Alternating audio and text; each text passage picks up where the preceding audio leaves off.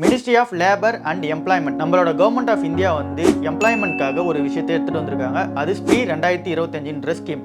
இது வந்து ESIC registration portal கீழே வந்து பண்ணுவாங்க. ஸோ இந்த ஸ்கீமில் நிறைய பெனிஃபிட்ஸ் வந்து இருக்குது. அதுவும் மெயினாக யாருக்கு இருக்குது அப்படின்னா contract worker and then temporary ஒர்க்கராக எடுக்கிறவங்களுக்கு இருக்குது. ஸோ இது என்ன ஏதுன்றதை டீட்டெயில்டாக வந்து பார்க்கலாம். Maximum of companies contract worker and then temporary ஒர்க்கருக்கு இஎஸ்ஐ வந்து தரமாட்டாங்க. என்ன ரீசன்னால்னா அதுக்கு நிறைய பேப்பர் ஒர்க்ஸ் வந்து இருக்குது.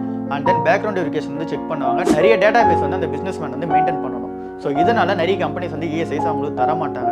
ஸோ இது எல்லாத்தையும் போக்குற விதமாக ஸ்ப்ரீ 2025 ஸ்கீம் வந்து எடுத்துகிட்டு வந்திருக்காங்க.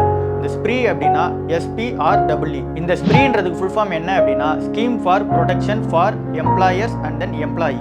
அப்படின்னா இங்கே எம்ப்ளாயர்ஸ்க்கும் எம்ப்ளாயிக்கும் அந்த ப்ரொடெக்ஷனை கொண்டு வர ஸ்கீமாக வந்து இது இருக்குது. ஸோ இதுக்கு முன்னாடிலாம் ப்ராசஸ் இந்த இஎஸ்ஐ பண்ணணும் அப்படின்னா கம்பெனி என்னென்னலாம் ஃபார்மேஷன் வந்து அவங்க கரெக்டாக மெயின்டைன் பண்ணணும் அப்படின்னா எம்ப்ளாயிஸோட டேட்டா பேஸ் வந்து கரெக்டாக மெயின்டைன் பண்ணணும். அவங்களுக்கு இஎஸ்ஐ கரெக்டாக போகுதான்னு சொல்லிட்டு பார்க்கணும். அதில் என்ன மிஸ் ஆச்சு அப்படின்னா பெனால்டிஸ் வந்து ஃபைன் பண்ணுவாங்க. ஸோ இப்போ இந்த ஸ்கீம் மூலமாக என்ன வந்திருக்கு அப்படின்னா பாஸ் டேட்டாலாம் வந்து இன்ஸ்பெக்ஷன் பண்ண மாட்டாங்க.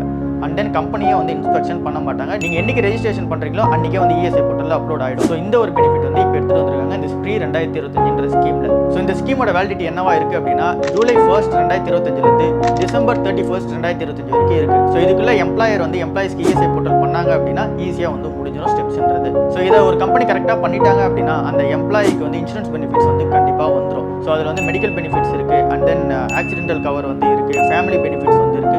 ஸோ இந்த மாதிரி இன்சூரன்ஸ் வைஸ் வந்து நிறைய கவர் வந்து வந்துடும். ஸோ இதை வந்து ஈஸியாக ஆன்லைன் போர்ட்டல்லே பண்ணிக்க முடியும். அண்ட் தென் இதில் நிறைய டவுட் இருந்துச்சு அப்படின்னா எங்களுக்கு டிஎம் பண்ணுங்கள். எங்கள் டீம் வந்து இது ஈஸியாக பண்ணி கொடுத்துருவாங்க. ஸோ இது வந்து எம்ப்ளாயி அண்ட் தென் எம்ப்ளாயருக்கு வந்து பெனிஃபிட்டாக இருக்குது. இது வந்து கான்ட்ராக்ட் அண்ட் தென் டெம்பரரி ஒர்க்கருக்குன்னு மட்டும் இல்லை.